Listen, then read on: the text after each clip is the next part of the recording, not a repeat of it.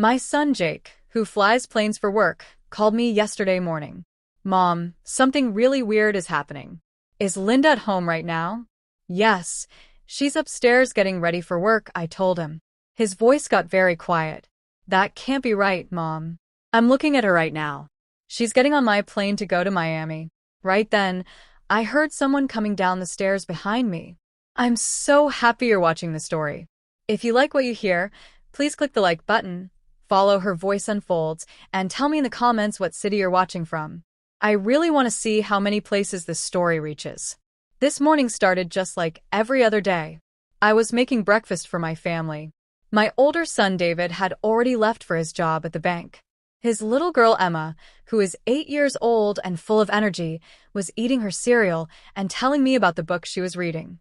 Linda, my daughter-in-law who married David 3 years ago, was getting ready upstairs. I could hear the hair dryer running. Mom, I'm almost ready for work, she called down to me. Okay, sweetie, I called back. I was washing dishes when the phone started ringing. I dried my hands with a kitchen towel and picked up the phone. It was Jake, my younger son who works as a pilot for a big airline company. His voice sounded happy and excited like always. Hey Mom, I have a few minutes before my next flight, so I wanted to say hi. How's everyone doing? I love talking to Jake. He's always traveling to different places and has such fun stories to tell me. I asked him about his work and where he was flying today. He laughed and said everything was going great. But then his voice changed, and he sounded confused and worried. Mom, I need to ask you something strange, he said. Is Linda there at the house with you? I looked toward the stairs where I could still hear the hairdryer going. Of course she is, honey. Linda is upstairs getting ready for work. She's going to leave in about 20 minutes, I said. I was sure about this because Linda had just talked to me 10 minutes ago. She was wearing her favorite blue work shirt and had told me she was running a little late. How could I be wrong about something so simple? But Jake didn't say anything for a long time. I could hear him breathing on the other end of the phone. Then Jake's voice got very serious and amazed. Mom, that's impossible. I have her work ID card right here in my hand. She just got on my plane and she's sitting in the front row. I started laughing because I thought he was seeing things wrong. Oh, honey, you must be looking at someone who looks like Linda. I just saw her upstairs. She even told me she was almost ready to leave for work, I said. I was trying to help him understand that he was making a mistake. But Jake didn't laugh with me like he usually does. Jake told me in a slow, careful voice that he was walking through the plane checking on passengers when he found an ID card on the floor near seat 3A. At first, he was going to give it to the flight attendant. But when he looked at the picture on the card, his heart stopped. The photo was Linda. Her name was written right there. There was no way it could be wrong. My heart started beating faster, but I tried to stay calm. Are you really sure, Jake? That ID could belong to someone else who just looks like Linda, I said. But a small worried feeling was starting to grow inside me. Jake let out a big breath, and now his voice sounded both confused and certain at the same time. Mom, I walked to the front of the plane to check if it was really her. She's sitting next to a man wearing an expensive suit and gold watch. They're talking very close together, holding hands like they're married or dating. Jake's words felt like someone had punched me in the stomach. I stood there holding the phone, feeling dizzy and scared. My head was spinning around and around. Holding hands like they're married? That was impossible. I had just heard Linda's voice from upstairs just a few minutes ago. But right at that moment, the hairdryer stopped making noise. I heard the bedroom door open and Linda's voice came down the stairs. It sounded normal but loud enough to make me jump. Mom, who's calling? She asked. I felt panic filling up my whole body. My heart was beating so hard I thought it might jump out of my chest. Just a friend calling to say hi, I said quickly. My voice was shaking and I hurried into the living room so Linda wouldn't see my scared face. She peeked her head around the corner, her hair still wet from washing it. I closed the living room door and whispered into the phone, trying not to sound as nervous as I felt. Jake, I just heard Linda talking to me. She's right here in the house. She just finished washing her hair. Are you completely sure you didn't make a mistake? On the other side of the phone, Jake went quiet again. Then his voice became harder and more serious. Mom, it's not possible. She's right in front of me on this airplane. I'm looking at her right now while we're talking. I couldn't say anything back. My mind went completely blank and empty. I hung up the phone with my hands shaking so much I almost dropped it. The living room suddenly felt too small and hard to breathe in, even though the sun was shining bright outside through the windows. I fell down onto the couch trying to take deep breaths, but my chest felt heavy like someone had put rocks on it. I couldn't stop thinking about one big question that had no answer. If Linda was here in my house, who was the woman on Jake's airplane? And if the woman on the airplane was really Linda, then who was the person upstairs in my house? A few minutes later, Linda came downstairs to the kitchen. She was wearing a clean yellow dress instead of the blue work shirt I had seen earlier. Her hair was dry now, and she smiled at me the same sweet way she always does. Mom, I'm going to the store before work today. Do you need me to buy anything for dinner tonight? Her voice sounded kind and familiar, like nothing strange was happening anywhere in the world. I looked at her, trying to smile back, but inside I felt like I was carrying heavy stones in my stomach. Yes, honey. Please bring some chicken and rice if you can, I said back to her. My throat felt dry and scratchy. Linda nodded and took her brown purse from the kitchen counter. She walked out of the house, and I watched her through the window until she disappeared around the corner. I stood there watching her leave with a storm of confused thoughts spinning in my mind. I didn't think Jake would lie to me about something this important. My son had always been honest and caring about his family. But Linda, the daughter-in-law I had lived with and loved for 3 years, was also standing right there in front of me. I couldn't stop asking myself questions. Could there be something happening in this house that I, an old grandmother, had never noticed before? Was there some secret that I had missed? I sat alone in the living room as the morning sun came through the curtains, making light patterns on the floor. The old chair where I always sit to read stories to Emma felt heavier now. Jake's phone call kept playing over and over in my head. Every word he said felt like a hammer hitting my heart. I looked around the room at all our family pictures hanging on the walls. There was David and Linda on their wedding day, baby Emma taking her first steps, and Jake smiling big when he got his first job as a pilot. All those happy memories now seemed covered by a dark cloud, blurry and full of doubt. My name is Margaret Chen, and I'm a 63-year-old grandmother who lives in a quiet neighborhood in Seattle, Washington. My husband Robert died 8 years ago, leaving me with my 2 sons who I love more than anything in the whole world. David, my older son, works hard at a bank and always brings home papers to read at night. Jake, my younger son, is my pride and joy because he made his childhood dream of flying airplanes come true. My life is all about David's little family, my daughter-in-law Linda and my granddaughter Emma, and the peaceful days in this cozy house. Linda had always been perfect in my eyes. She was pretty, hardworking, and always looked nice no matter what she was wearing or doing. I still remember their wedding day, a beautiful party in the park near the lake. Even though Linda's family didn't have much money, they worked hard to make everything special and wonderful. Linda came into my house with a confident smile and bright eyes, like she was born to be a perfect wife and mother. I used to think about how lucky I was to have a daughter-in-law like her. After Linda left for the store, I stayed sitting at the kitchen table, holding on to the edge without thinking about it. Jake's phone call made me think about small things that had seemed normal before, but now felt strange. There were days when Linda would leave the house saying she was going shopping or visiting a friend, but when she came back, she seemed like a completely different person. One day she would be all sweet and kind, hugging Emma and singing songs to help her fall asleep. But on other days, she would be grumpy and angry, yelling at me just because I forgot to put the sugar bowl back where it belonged. I used to think these were just normal mood changes that young women have sometimes. But now I wasn't so sure about anything anymore. My heart felt twisted up like someone was playing with all the happy memories I had kept safe for so long. I remember one time a few months ago, Linda picked up a pen to write a grocery list using her right hand. Her handwriting was very straight and neat, like a teacher's writing. But the next day, I saw her writing with her left hand, and the letters looked messy and wobbly, like she wasn't used to it at all. I asked her, "Linda, since when do you write with your left hand, sweetie?" She laughed quickly and said, "Oh, just trying something new, Mom. I'm practicing to see if I can do it." I nodded and didn't think about it anymore. But now that memory felt like a sharp piece of glass stuck in my mind. I was lost in these worried thoughts when I heard the front door open with a bang. Emma ran inside with her school backpack bouncing up and down on her back.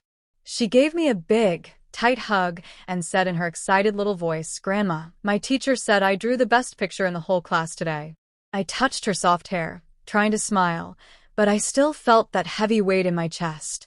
Emma sat down at the table and pulled out her homework notebook to show me. "Look, Grandma." Yesterday, Mom helped me with my spelling words, and she wrote with her right hand. Her letters were so pretty and perfect. But today when she helped me again, she wrote with her left hand, and it looked ugly and messy. Emma pointed to 2 different pages in her notebook. One page had beautiful, neat writing, and the other page had crooked, sloppy letters. I looked at the 2 different kinds of handwriting, and my heart sank down like a rock falling in water. "Your mom must have been tired today, honey. That's why her writing looked different," I said, trying to hide how confused and worried I felt inside. But Emma looked up at me with her innocent, trusting eyes. "Grandma, Mom is so weird sometimes. Some days she hugs me really, really tight and tells me she loves me so much. But other days she doesn't even look at me or talk to me at all." My granddaughter's words felt like another sharp knife cutting into my heart. I hugged her close to me, trying to make her feel better, but inside my head everything was getting more and more tangled up. Just then, the doorbell rang with its familiar ding-dong sound. I got up, opened the door, and saw Mrs. Patterson, my kind neighbor from across the street. She was holding the cake pan that Linda had borrowed from her last week. Mrs. Patterson smiled with her usual friendly smile, but there was curiosity and confusion in her eyes. "Margaret, your daughter-in-law is such a nice person, but last week I noticed she took the cake pan with her left hand. Didn't you tell me before that she always uses her right hand for everything? That seems strange to me. Maybe she can use both hands equally well?" I forced myself to smile and replied, "Maybe that's it, Susan. Would you like to come in for some tea?" She nodded and came inside, but her comment felt like another thorn poking into my worried mind. It wasn't just me who was noticing these strange things. Even my neighbors were seeing that something was different about Linda.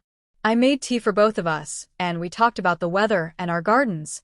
But as soon as Mrs. Patterson left, I collapsed onto the couch with my hand pressed against my chest. I felt frozen and scared, like the whole world was falling down around me. That afternoon, I went outside to water my flower garden with a green watering can, trying to let the cool water fall gently on the roses I had been growing for years.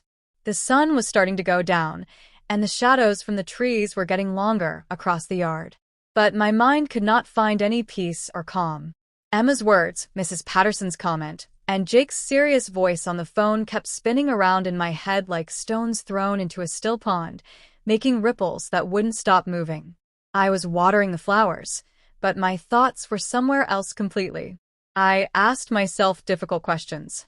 Am I getting too old to notice strange things happening in my own house? Or have I been closing my eyes on purpose because I wanted to believe in the happy family I always dreamed of having? Linda came back from the store carrying 2 paper bags full of groceries. But what caught my attention right away was that she was holding both bags with her left hand, even though they looked heavy. I remembered perfectly that Linda always used her right hand for everything, from cutting vegetables with a knife to brushing Emma's long hair. I stood there watching her put the grocery bags on the kitchen counter, and I asked her in a quiet voice, "What did you buy for dinner, Linda?" I tried to make my voice sound normal and casual, but inside a big wave of suspicion was growing stronger and stronger. She smiled and answered very politely, "I bought chicken, rice, and fresh green beans, Mom. I'm going to make that stir-fry dinner you always say you love so much. Does that sound good to you?" Her voice was soft and sweet like always, but I couldn't help staring at her hands as she unpacked the groceries. Left hand? No, now she was using her right hand. I nodded and turned away, pretending to wipe down the already clean table, but my heart was pounding hard and fast inside my chest. Was I imagining all these things, or were these small details trying to tell me something very important? At dinner time, Our whole family sat together around the kitchen table. David looked tired after working hard all day at the bank, but he still smiled at Emma and asked her about what she learned in school. Linda ate her food slowly and carefully, and even reminded David about something important. Honey, don't forget that Emma's parent-teacher meeting is next Thursday, so you need to ask your boss if you can leave work early that day. I looked at her, trying to see the daughter-in-law I had been so proud of for 3 years. But inside my head, Jake's voice kept repeating the same words over and over. She's holding hands with a man on my airplane. I bit my lip hard, trying to swallow the pain and worry, but it felt like a big rock was stuck in my throat. Just 2 days later, everything felt different in our house. Emma accidentally spilled her glass of orange juice during breakfast, and the sticky liquid splashed all over the white tablecloth. I quickly grabbed a clean rag to wipe it up, laughing and saying, "It's okay, sweetie. Everyone makes mistakes sometimes." But Linda, who was sitting across from Emma, suddenly frowned with an angry look and said in a sharp, mean voice, "Emma, why are you so clumsy and careless? You need to pay more attention to what you're doing." I was shocked and looked at David with wide, surprised eyes. David also frowned and said in a low, protective voice, "Linda, it was just an accident. That's all it was." Linda turned toward him, with anger flashing in her eyes like lightning. "You always take her side and make me look like the mean person in this family." The feeling around the breakfast table became heavy and uncomfortable. Emma put her head down low, and I could see tears starting to fill her eyes. I reached over and hugged her, feeling deep pain in my heart. Just a few days ago, Linda had been so loving and patient, reminding David about the school meeting and helping Emma with her homework. Now she seemed like a completely different person who didn't even care about Emma's feelings. I sat next to Linda, watching quietly, trying to put together all the puzzle pieces in my confused mind. Today she was mean and angry. A few days ago she was sweet and caring. Today she was using her left hand to eat. Yesterday she used her right hand to write. These small differences, one after another, were piling up in my thoughts like pieces of a jigsaw puzzle that I still couldn't see the whole picture of. I told myself I needed to calm down and think clearly. But every time I looked at Linda, I felt like I was looking at a stranger, as if she wasn't the same daughter-in-law I had been living with and loving for 3 whole years. A few days later, I walked Emma to school along the same sidewalk we always took. She held my hand as we walked past the same houses and trees we saw every morning.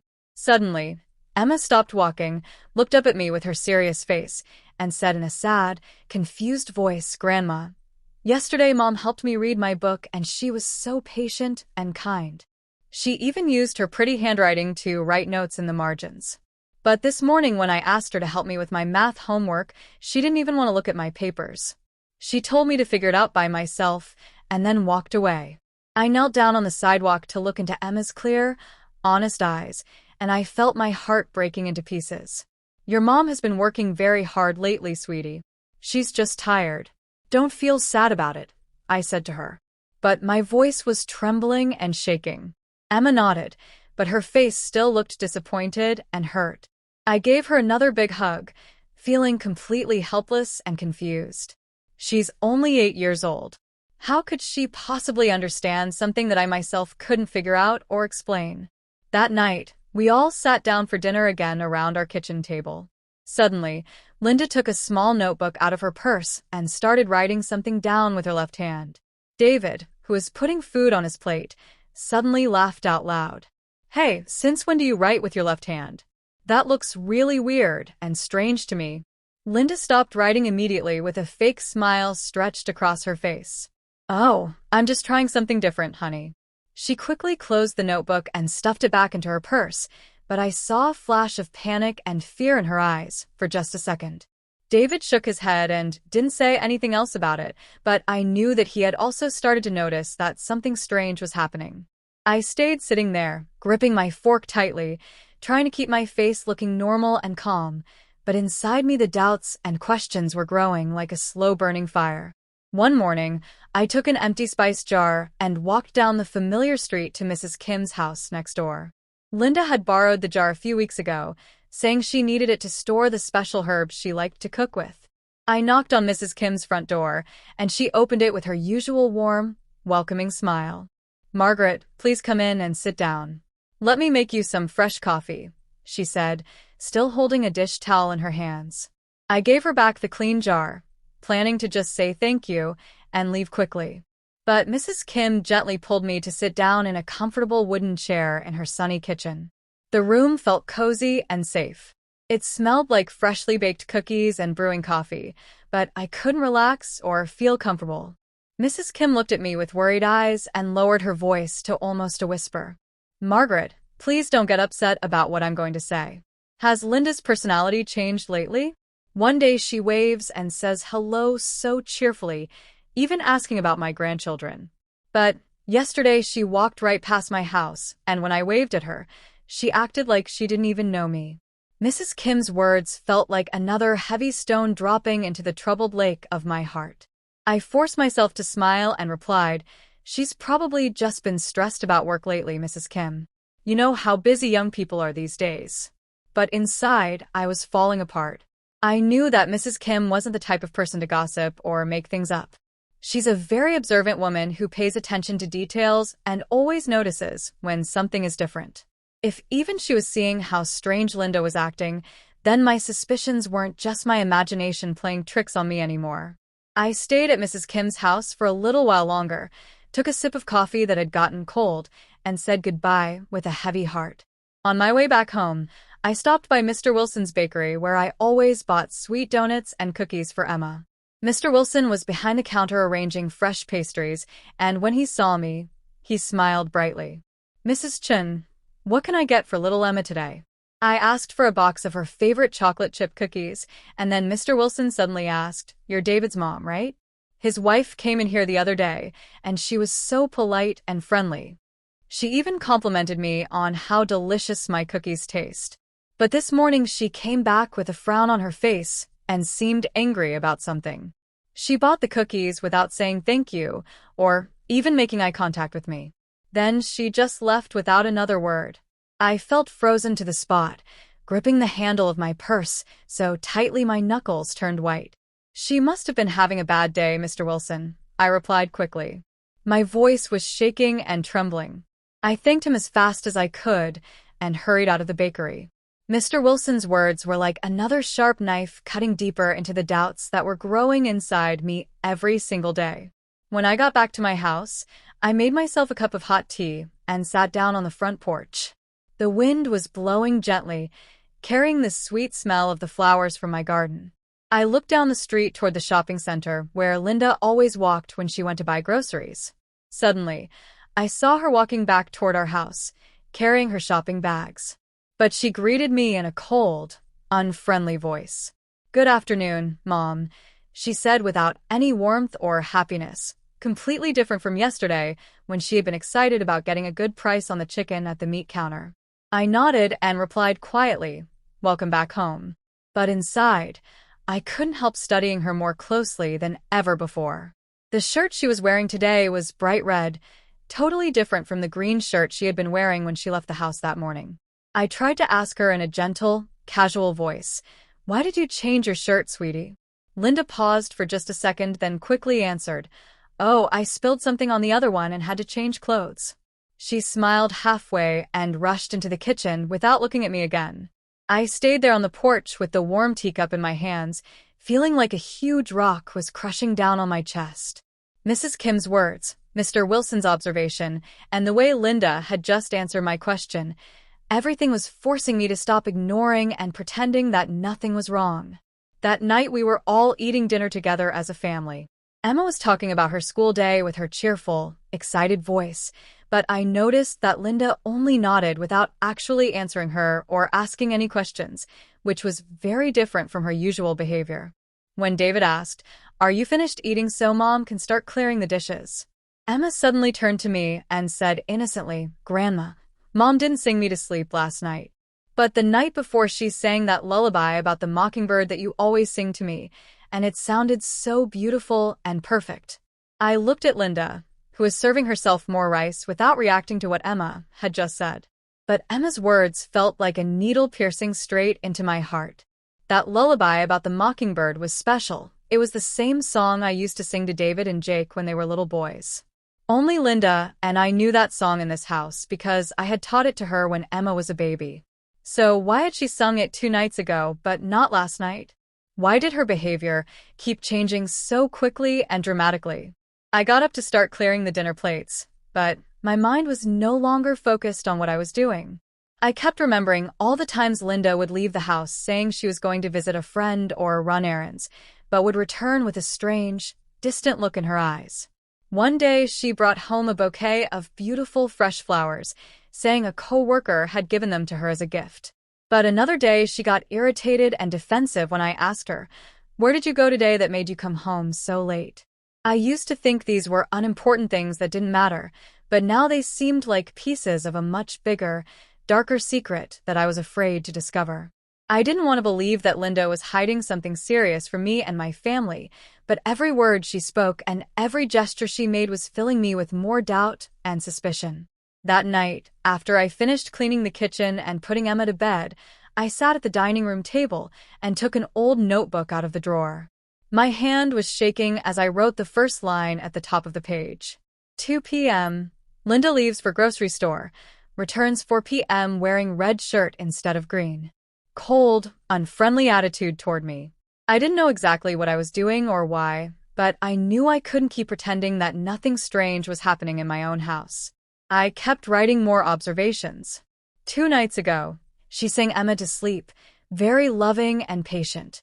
Last night, she was distant and cold, refused to sing. Each word I wrote felt heavy and important, like I was carving my suspicions into reality, where I couldn't ignore them anymore.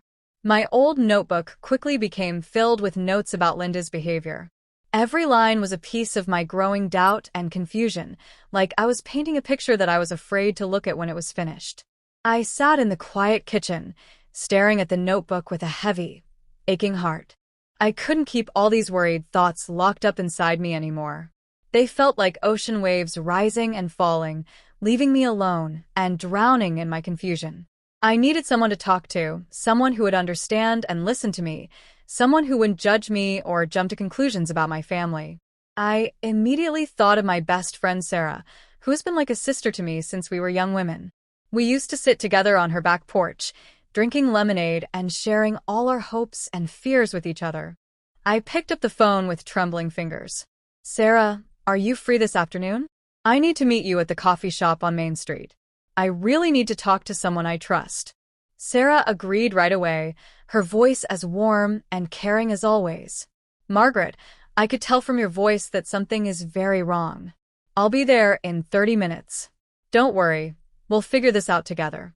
I felt a tiny bit of relief hearing her comforting words, but the worry was still weighing me down like a heavy blanket I couldn't remove.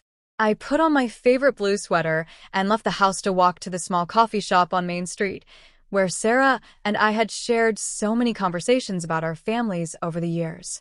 The place looked exactly the same as always, with its cozy wooden tables and the wonderful smell of freshly roasted coffee beans filling the air. I chose a table in the back corner where the lighting was dim and soft, so no one else would be able to hear our private conversation. I sat there holding my hot coffee mug tightly, but my soul felt cold and empty inside. I kept wondering how I was going to tell Sarah about all these strange suspicions I was having. How could I admit that I was doubting and questioning my own daughter-in-law, someone I had welcomed into my family with open arms? Sarah arrived wearing a light purple jacket and carrying a bag of fresh vegetables from the farmer's market. She sat down across from me and looked directly into my eyes with that sharp but loving gaze I knew so well. "Margaret, just by looking at your face, I can tell something big and serious is bothering you. Come on, tell me everything. What's making you so worried and upset?" I took a deep, shaky breath, trying not to let my voice break into pieces, but every word felt stuck in my throat like it didn't want to come out. I told her everything I could remember. Jake's phone call from the airport, Linda's work ID card, the woman who looked exactly like her on the airplane, and all the small, strange details I had been writing down, from how she switched which hand she used for writing to her personality changing from day to night like 2 completely different people. I took the notebook out of my purse and handed it to Sarah with shaking hands. Look at this. I wrote down everything I noticed. I don't know if I'm just imagining things or getting too old to think clearly, but I can't keep being a fool anymore. Something is definitely not right in my house. Sarah looked through the pages carefully, reading my shaky handwriting with a serious frown on her face. You've been very observant and detailed, Margaret, she said in a grave, concerned voice. Every time Linda leaves the house and comes back, it's like she transforms into another person entirely. What do you think could possibly explain this? I shook my head, gripping my coffee cup so tightly I thought it might break. I honestly don't know, Sarah. I just know that I'm scared. Scared that Linda is hiding something big from our family. Scared that my son David and granddaughter Emma will be hurt if I dig deeper into this mystery. But I also can't stop investigating. I have to know the truth, no matter how painful it might be. For David's sake, for Emma's sake, and for my own peace of mind. Sarah put her coffee cup down on the wooden table and looked at me with determination and strength in her eyes.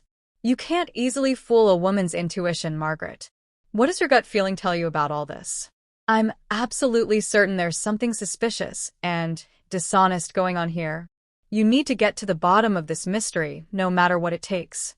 I hesitated, and my voice became barely louder than a whisper. But what if I'm wrong about Linda? What if I end up hurting David and destroying my family over nothing? Sarah interrupted me with a firm, strong voice. Trust your instincts, Margaret. If you don't discover the truth now, you'll spend the rest of your life living with doubt and fear. And you won't be able to protect Emma or David from whatever is really happening. Just then, Mrs. Rodriguez, the lady who works at the flower shop and knows our whole family, came into the coffee shop. She saw me and walked over with a friendly wave. Mrs. Chun, what a nice surprise to see you here. Last Tuesday, I saw Linda at my shop buying roses. She was so sweet and polite, even asking about my new grandbaby. But yesterday morning, she came in again looking so serious and unfriendly. She bought flowers without even saying hello to me. Is everything okay with your family? I forced a smile that felt fake and replied, She's probably just been busy with work, Maria. But inside, I felt like I was sinking underwater and couldn't breathe. Another person who had noticed how strange Linda was acting. I thanked Mrs. Rodriguez, watched her sit at another table, and turned back to Sarah with panic reflected in my eyes like a mirror. Sarah took my hand gently, and her voice became softer, but still determined. See, Margaret, it's not just you who's noticing these things. Even people around town are seeing the changes. Don't lie to yourself anymore or pretend everything is normal. Keep writing down everything you observe, and if you have to, you might need to follow her and see where she really goes. Not to hurt her, but to protect your family from whatever truth she's hiding. I nodded, feeling scared, but knowing that Sarah was right about everything. I understood that following my own daughter-in-law felt like betraying my family's trust, but I also knew I couldn't keep living in this confusion and fear. I had spent my whole adult life taking care of this home and these people I loved, and now I had to do something I never imagined I would have to do. I had to investigate and spy on someone who was supposed to be part of my own family. That afternoon, I returned home with my head still spinning from everything Sarah and I had talked about. Linda left the house carrying her usual tan purse and car keys. Mom, I'm going to run some errands around town, she said in a voice that sounded normal and casual. I nodded and waved goodbye, but as soon as her car disappeared around the corner, I opened my notebook and wrote down the time and details. 3:15 p.m. Linda leaves for errands, carrying tan purse, normal attitude and voice. I sat there watching the clock on the kitchen wall, counting every minute that passed. At 5:30, Linda returned home, but the purse she was carrying was now black instead of tan. I was surprised and confused, so I asked her directly, "Did you switch purses while you were out?" She smiled quickly and answered without hesitation, "Yes, the zipper broke on the other one, so I bought this new one at the department store." I nodded like I believed her, but my hands were shaking as I wrote in the notebook. Returned 5:30 p.m., carrying black purse instead of tan, explanation about broken zipper. My notes and observations were piling up day after day. Each line was bringing me one step closer to discovering the truth, but also one step further away from being the trusting, innocent grandmother who only knew how to love and believe in her family. On Saturday morning, David left early to work overtime at the bank, and Emma went to her friend's birthday party, leaving the house quiet with just Linda and me at home. I was folding laundry in the dining room, trying to keep my hands busy so I wouldn't think about all the questions spinning in my mind. But then Linda came downstairs wearing a pretty pink dress with flowers on it, looking as fresh and beautiful as she did during her first week of marriage to David. "Mom, I need to go shopping for a few things," she said in her sweetest voice. She took her brown leather purse and left through the front door. I nodded and smiled, but inside a voice was shouting at me, "Follow her, Margaret. Go and find out the truth once and for all." I didn't think twice or hesitate. I grabbed my old gray jacket, put it over my head to hide my face a little bit, and quietly left the house, staying far enough behind Linda's car so she wouldn't notice me following her. The morning sun was bright and hot, sweat was running down my back, but I didn't care about being uncomfortable. I just wanted to know where she was really going and what she was actually doing. Linda's car drove quickly down the main road that led toward the shopping mall. But suddenly, instead of turning right toward the stores like she always did, she turned left into a neighborhood I had never seen before. The houses were small and old, crowded close together with peeling paint and rusty mailboxes. I slowed down my car, my heart pounding like a drum, trying to hide behind some delivery trucks parked along the street. Linda's car kept driving deeper into the neighborhood. She turned into an even narrower street where the sunlight barely reached between the buildings. I parked my car behind a small grocery store and watched from a distance. I saw Linda get out of her car and walk up to an old blue house with chipped paint and a broken fence. She knocked softly on the front door, waited a moment, then went inside and disappeared completely. I sat there in my car with my heart racing and my head spinning in circles. What was my daughter-in-law doing at this strange house? This wasn't the shopping mall or any of the places she had ever mentioned visiting before. I wanted to get out of my car, walk up to that door, knock on it, and ask her directly what was going on. But my feet felt like they were glued to the floor of my car. I was terrified of the truth, afraid that what I was about to discover would shatter everything I thought I knew about my family.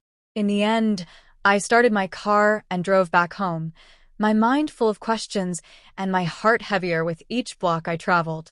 I had barely pulled into my driveway when I froze in shock.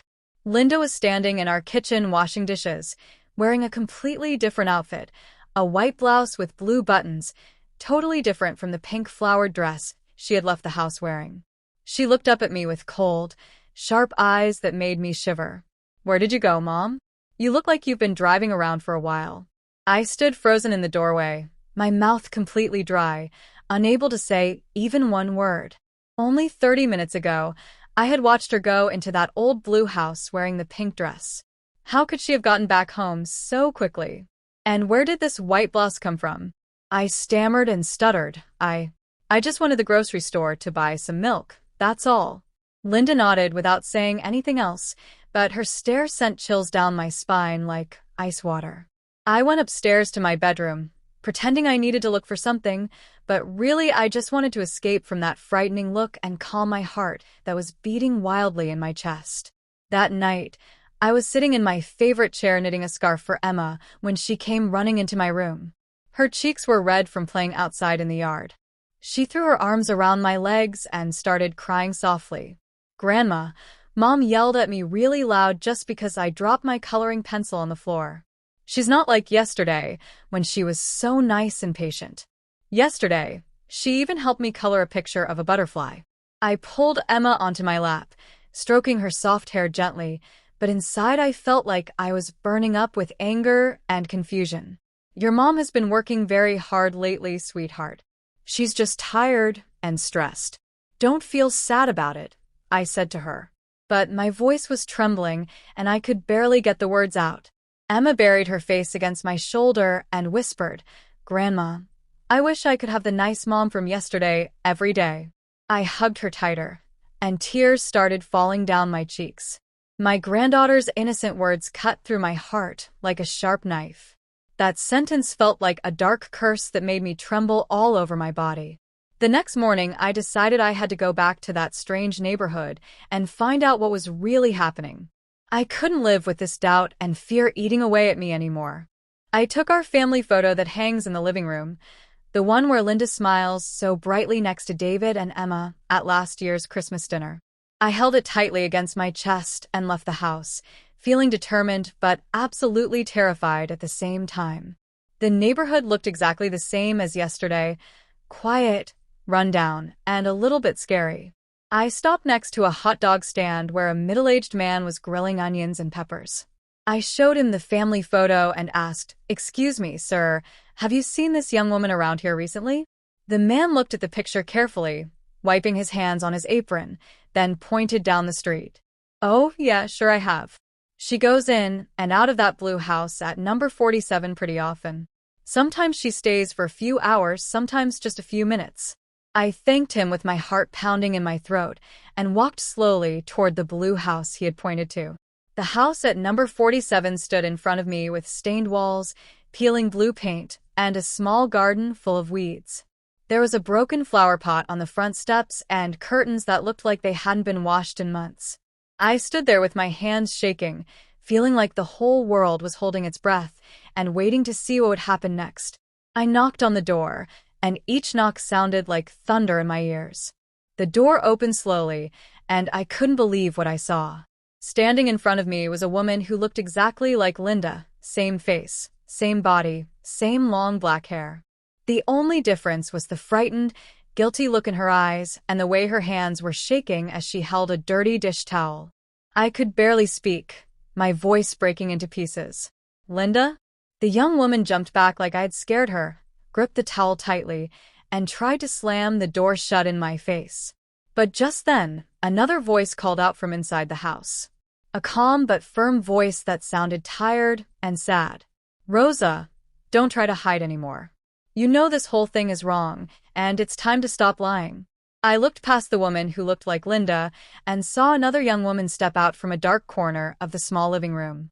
She was thin with her brown hair pulled back in a ponytail, and she had intelligent but kind eyes behind wire-rimmed glasses. She looked at me and gave me a small, sad smile. "My name is Jessica Martinez, Mrs. Chun. I'm Rosa's roommate and friend. Please come inside.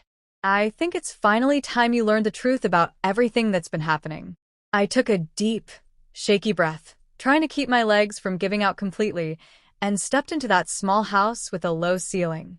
The walls were cracked and stained, the concrete floor had holes in it, and there was a faint smell of cleaning products hanging in the air. In one corner of the room, an elderly woman was coughing weakly. She was lying on an old couch covered with a faded blanket that had seen better days. I felt the small space closing in around me, but I forced myself to walk over and sit down in the wooden chair that Jessica pointed to. The woman who looked exactly like Linda kept her face turned toward the floor, and her voice was barely louder than a whisper. "I'm really sorry about everything. I'm not Linda at all. My real name is Rosa Gonzalez." I stared at her, my mind spinning like a tornado, completely unable to say anything back to her. "Rosa." The name sounded strange and foreign, but the face looking back at me was too familiar. I clasped my hands together tightly, trying to keep my voice steady and strong. "You need to explain to me why you look exactly like my daughter-in-law, and why you keep showing up at my house pretending to be her." Rosa looked up at me with eyes full of shame and guilt, but she didn't answer my question right away. Instead, Jessica sat down next to her, poured a glass of water from an old plastic pitcher, and started to tell me a story that I wasn't prepared to hear. "Rosa comes from a very poor family, Mrs. Chun," Jessica said in a calm, clear voice that sounded like a teacher explaining something important. "Her mother is very sick with diabetes, especially the lady lying on that couch over there. A few years ago, Rosa met Linda by accident at the farmer's market downtown. They realized they looked like identical twins, and Linda came up with a plan to take advantage of that similarity. She offered to pay Rosa a lot of money to pretend to be her, to replace her for several hours whenever Linda needed to go somewhere or do something she didn't want her family to know about. Rosa didn't want to do it at first, but Linda was offering enough money to pay for her mother's expensive medicine and doctor visits. I looked at Rosa and saw that her head was bowed down in shame, gripping that dish towel so tightly that her knuckles had turned completely white. Replace her for what purpose? I asked, my voice full of disbelief and growing anger. Why would Linda need someone to pretend to be her in the first place? Rosa looked up at me, with tears starting to roll down her cheeks. I don't know all the details, ma'am. Linda would just tell me things like, you stay at the house for a few hours, act normal. Maybe go to the store or help Emma with her homework, and then I'll pay you enough money to buy my mother's insulin. She lowered her head again, and more tears began falling. I didn't dare ask Linda too many questions because I was afraid she would change her mind and stop paying me. I looked at Rosa, feeling my chest getting tight and my breathing becoming difficult. Every strange detail from the past few months suddenly made perfect sense now. The switching between using her right hand and left hand for writing, the personality that changed from sweet and loving to cold and mean, the voice that was sometimes gentle and sometimes harsh. Everything fit together now, like the final pieces of a jigsaw puzzle I had been afraid to complete. Jessica continued talking with a sharper look in her eyes and anger in her voice. I don't know if this information will help you, but I once saw Linda with a very wealthy-looking man. His name is Richard Stevens. I heard them saying each other's names when they were talking at an expensive restaurant downtown. They were holding hands and calling each other sweetheart very affectionately, like they were deeply in love. Rosa was waiting outside in the parking lot that whole time, not understanding what was really going on or why Linda needed her to cover for her. The name Richard Stevens hit me like a punch to the stomach. I remembered Jake's words from his phone call. She's sitting next to a rich man on my airplane. The small room started spinning around me like a carnival ride. I tried to stay calm and composed, but my hands were shaking so badly that I knocked over the glass of water Jessica had poured for me. She quickly jumped up to clean the spill with paper towels, but I just shook my head and felt tears coming to my eyes. My voice was choked and broken. Linda has been deceiving and betraying my entire family. Rosa broke down completely, her voice filled with sobs that shook her whole body. I'm so terribly sorry, Mrs. Chun. I never wanted to hurt you or David or little Emma. I was just trying to save my mother's life and pay for her medical treatment. I looked at this young woman with Linda's exact face, but with a heart full of pain and genuine regret. I wanted to feel angry at her. I wanted to scream and shout. But looking at Rosa, I only felt deep sadness and pity. She wasn't the mastermind behind this horrible deception. She was just a desperate daughter being used as a pawn in Linda's selfish game. Everything I thought I knew about my family was crumbling and falling apart right in front of my eyes. I stood up slowly, trying to make my voice sound firm and determined. Rosa, do you have any idea where Linda goes when she asks you to pretend to be her? Do you know what she does during those times when you're at my house acting like her? Rosa shook her head sadly, still crying. I honestly don't know, Mrs. Chun. Linda would just tell me to do exactly what she said, and that she would pay me well for it. I was too scared and desperate to ask her for more details or explanations. Jessica put a comforting hand on Rosa's shoulder and then looked directly at me. Mrs. Chun, I know this is incredibly painful and shocking for you to learn, but Rosa is also a victim in this situation. She didn't have any other choice to help her sick mother. I looked around the humble, poor house, listening to the weak coughing of the sick woman on the couch. I could understand Rosa's desperation and why she felt she had no other options, but that understanding didn't erase the feeling of betrayal and lies that was crushing my heart. I clenched my fists tightly, trying to hold back the tears that wanted to fall. I don't blame you personally, Rosa, but I need to know the complete truth about what's been happening. I need to protect my son David and my granddaughter Emma from whatever Linda has been hiding from us. I got up from the chair, feeling like my whole world was collapsing around me like a house of cards. Thank you, Jessica, for being brave enough to tell me the truth. I promise I'll be back soon to talk more. I left that small, sad house, and the bright sunshine outside blinded me temporarily, but my heart felt colder than winter. The next morning, I went back to that rundown neighborhood where the cracked sidewalks and faded house numbers had become an obsession that I couldn't stop thinking about. The sun was hot and brutal, but I felt a coldness deep inside me, like I was carrying a freezing wind of unresolved questions and fears. I knocked on the door of the blue house again, holding our family photo like it was a magic charm that would give me the strength and courage to face whatever terrible truth was waiting for me. This time, Rosa didn't look as frightened and panicked as before. She opened the door with a shy but calmer expression on her face and invited me to come inside. "Mrs. Chen, I was hoping you would come back. Please sit down and make yourself comfortable." The house still smelled like disinfectant and medicine, and I could still hear the weak coughing of Rosa's sick mother in the background. I sat down in the same wooden chair as yesterday and looked at Rosa with determined eyes. "Rosa, I want to talk to your mother if that's possible. I need to understand this whole situation better and learn everything I can." Rosa nodded and led me to the corner of the room where a very thin woman with completely white hair was lying in a narrow bed. Her eyes were cloudy and unfocused, staring up at the water-stained ceiling. She looked fragile and weak, like she might break if someone touched her too hard. "This is my mother, Mrs. Gonzalez," Rosa said softly. "She's been sick for a very long time." I took the elderly woman's frail, cold hand in both of mine and introduced myself gently. "I'm Margaret Chen, David's mother. David is married to a woman named Linda."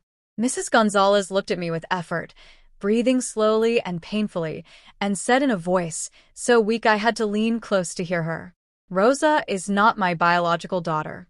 She's a child I found and adopted when she was just a tiny baby." Her words hit me like a hammer blow to my head. I felt frozen, my heart beating faster and faster, but I tried to keep my voice calm and steady. "Please tell me exactly how that happened," I said, even though I wasn't sure I was ready to hear the answer. The elderly woman coughed several times, then slowly began to tell me a story that I could never have prepared myself for. "Many years ago, I was working as a cleaning lady at the county hospital in a small town outside the city," she began. Her voice was shaking with the effort of speaking. "A very poor young couple came to the hospital when the woman was about to give birth to twins. They were so poor they knew they couldn't afford to feed and raise both babies. The mother was crying and crying, saying they could only keep one child and would have to give the other one away to strangers, or maybe even abandon it. My heart was completely broken hearing this. I couldn't stand the thought of an innocent baby being abandoned or left somewhere to die. So I offered to adopt the second baby and raise her as my own daughter. That baby was Rosa." She stopped talking to have a long coughing fit, then looked at Rosa with eyes full of love and tenderness. "I raised her like she was my own flesh and blood, but I know she has always wondered about her real family and wanted to find her birth parents." I sat there gripping the edge of the bed so tightly my knuckles turned white, my head spinning like a merry-go-round. "Do you know anything about who Rosa's biological parents were or what happened to her twin sister?" I asked, my voice trembling with fear of what the answer might be. Mrs. Gonzalez shook her head weakly. "I only know that the family was very poor and lived in a town about 50 miles from here." I didn't ask too many questions because I was focused on saving the baby, not learning about the family's personal business. I looked at Rosa and saw her with her face bowed down, tears streaming down her cheeks like small rivers. "Mrs. Chen, I don't know anything about my birth parents or my biological family," she said, her voice choked with emotion. "But when I first met Linda, I thought maybe she knew something about my past because we look so incredibly similar. But Linda never told me anything about that. She just wanted to use me to help her lie and deceive people. I felt like I couldn't get enough air into my lungs." I asked Mrs. Gonzalez if I could look at any old papers or documents she might have from Rosa's adoption. She pointed with a shaky finger toward an old wooden chest in the corner. Rosa opened it and took out a yellowed envelope that looked like it might fall apart if handled too roughly. Inside were copies of some hospital documents with Rosa's birth date written in faded ink. I read them quickly and felt my heart stop completely. Rosa's birth date was exactly the same as Linda's, the same date I had seen on Linda's marriage certificate when she married David. I gripped the old papers with trembling hands and looked directly at Rosa with wide, shocked eyes. "You and Linda could be twin sisters who were separated at birth," I said, my voice barely audible. Rosa completely broke down, crying so hard her whole body was shaking. She covered her face with her hands. So Linda really is my sister? My twin sister? Why didn't she ever tell me anything about this? Why did she make me help her lie and deceive your family instead of telling me the truth about who I am? I looked at Rosa, feeling my heart shatter into a million pieces. I remembered all the days when Linda had come to my house, confident and smiling, acting like she was the perfect wife and mother. I had loved her and trusted her completely. I had believed she would bring happiness and stability to David's life. But now I understood that she had not only been deceiving and betraying my family for months, she had also been taking advantage of her own twin sister, using Rosa as a tool to hide secrets that I was afraid to imagine. I stood up, put my hand gently on Rosa's shoulder, and made my voice sound as firm and determined as possible. Rosa, starting today, I will not let anyone else take advantage of you or use you. I'm going to help your mother get the medical treatment she needs. But in return, I need you to work with me and cooperate completely. I have to bring this whole terrible truth out into the light for David's sake, for Emma's sake, and for the sake of our family's future. Rosa nodded through her tears, still crying but looking more hopeful than I had ever seen her. I will help you in any way I can, Mrs. Chen. I don't want to live inside this lie anymore. I'm tired of pretending to be someone else and hiding the truth. I looked at her and saw honesty and sincerity in her eyes, and for the first time in weeks, I felt a tiny ray of hope shining through the dark storm that had been my life. I left that house and walked through the busy neighborhood, where people were shopping at small stores and children were playing in the streets. But in my mind, Mrs. Gonzalez's words kept echoing like church bells ringing over and over again. Twin babies, one adopted, one kept by the family. And now their lives had crossed paths in my own home in the most painful and destructive way possible. I drove back home with my soul feeling like it had been through a terrible hurricane, like a person standing in the middle of the ruins of everything they had worked to build and protect. The truth about Linda and Rosa, the secret of the separated twin sisters, felt like a giant rock crushing down on my chest. I knew I was standing at a crossroads that would change everything forever.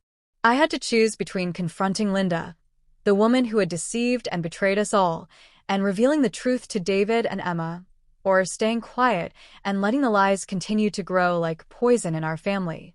That night, I called Jake on the phone. My voice sounded firm and strong, even though my heart was trembling like a leaf in the wind. Jake, I need you to come home tomorrow evening. There are some very important things I need you to help me clarify and understand. Jake sounded surprised and worried. I could hear the concern in his voice even through the phone. Mom, has something serious happened to our family? Is someone hurt or in trouble? I answered him directly and honestly. Just come home, honey. I need you here with me. And if you can, please bring a copy of Linda's travel documents and passport information from that flight you saw her on. Jake didn't ask any more questions. He just said, "Yes, Mom. I'll be there tomorrow night. Whatever you need." I hung up the phone and sat down in my favorite chair, feeling like the whole world was about to crash down around me. I knew that tomorrow night would be a night that no one in our family would ever be able to forget, no matter how much time passed. The next day, I got up before sunrise and spent the entire day preparing a special family dinner. I put my best white lace tablecloth on the dining room table and lit tall candles in my mother's silver candlesticks. I cooked David's favorite pot roast with carrots and potatoes and Emma's favorite chocolate cake for dessert. I wanted this dinner to be memorable and special, not because we were celebrating something happy, but because it would mark the end of one chapter of our lives and the beginning of something completely different. I was in the kitchen chopping vegetables and stirring sauces, but my mind was far away, thinking about that poor neighborhood and Rose's tearful confession. I told myself over and over that I had to be strong for David's sake, for Emma's sake, and for the truth that needed to come out. But every chop of the knife felt like it was cutting into my own heart instead of the carrots. David came home just as the sun was setting, looking tired and stressed from his long day at the bank. When he saw the fancy table setting and smelled all the delicious food cooking, he looked surprised and confused. What's the special occasion, Mom? Why did you make such an elaborate feast? Did I forget someone's birthday or anniversary? I smiled at him, trying to appear calm and normal. I just wanted our whole family to have a nice dinner together tonight. Please sit down and relax, sweetheart. Linda came into the dining room wearing her light blue dress with tiny white flowers, smiling softly, but I could see a hint of nervousness and worry in her eyes. Emma ran to me and threw her arms around my waist. Grandma, everything smells so amazing and wonderful. This looks like a party. I stroked her silky hair, feeling a lump growing in my throat. I knew that after tonight, Emma's innocent, trusting smile might never be quite so carefree and happy again. We all sat down around the table, and at first the atmosphere felt warm and comfortable. David talked about his projects at work and some difficult customers he had dealt with that day. Emma chatted excitedly about the science project she was working on at school and how she was going to build a volcano that would actually erupt. Linda nodded and made appropriate comments occasionally, but I noticed that her hand was shaking slightly as she held her fork. I took a deep breath and gave a signal toward the front door. Jake walked in, and right behind him came Rosa, wearing a simple navy blue dress. Her face was identical to Linda's, but her expression was full of sadness and anxiety. Everyone at the table fell completely silent. You could have heard a pin drop. Emma looked back and forth between Linda and Rosa with her mouth hanging open and asked in her innocent, confused voice, "Grandma, why are there two moms? Who is who?"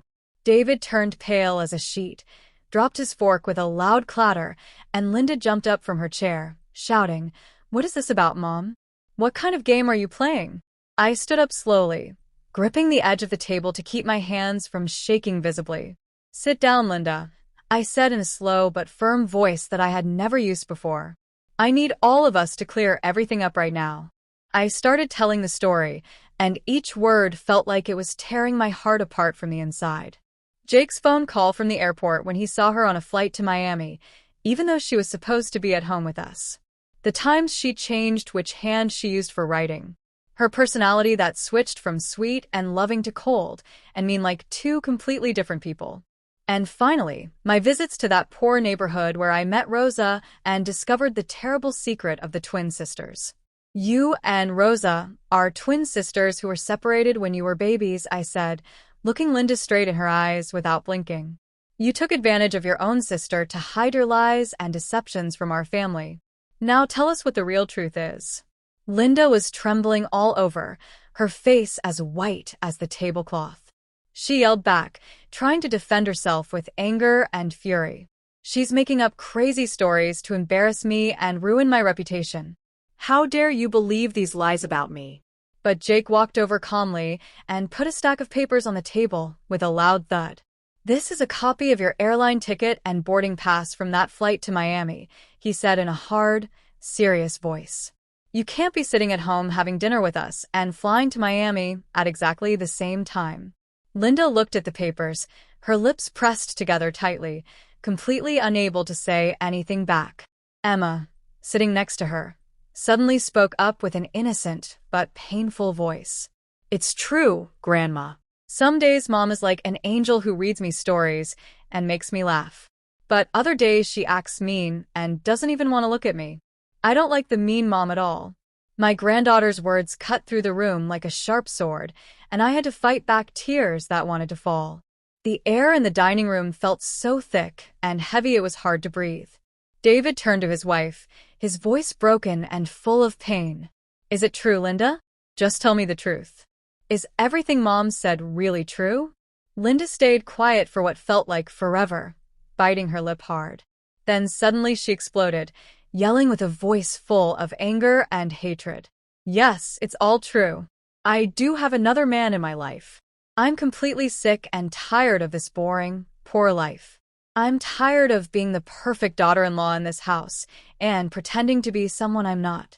Richard gives me a life that's 100 times better than anything you could ever provide. And you, David, you're completely worthless and will never amount to anything." Her cruel words exploded in the room like a bomb going off.